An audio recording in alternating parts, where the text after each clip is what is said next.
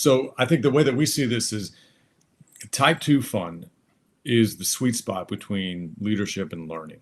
And it's because that's where the growth and the resiliency and the stories live. Nobody has a great type one story. It could be quick of, I had a great meal, it was wonderful with friends.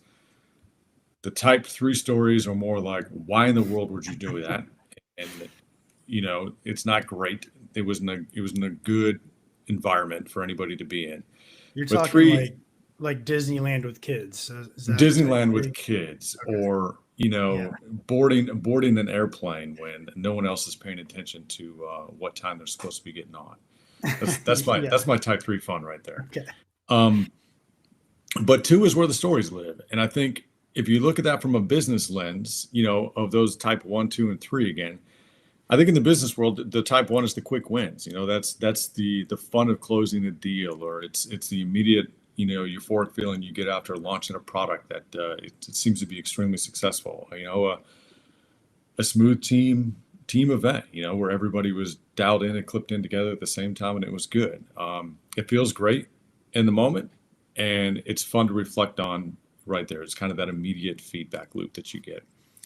The type two, again, in the business world, are those growth moments. It could be turning around a struggling team that you've had for a while. You're coming into a leadership position or on board, with an organization, and you got to learn it. There's surviving through a tough market. It's tackling a project that's been just beating you down for months, and you put long time in and working.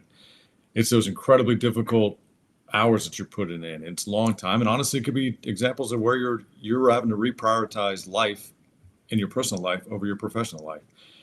And sometimes it feels like it's going to break you. But that is when you're able to reflect on those moments because you put the work in that it was successful and it worked out well. And then the three it's that cautionary tale, where you were missing warning signs, you were pushing people too fast, too far, or you're taking unnecessary risks, and the risk got you.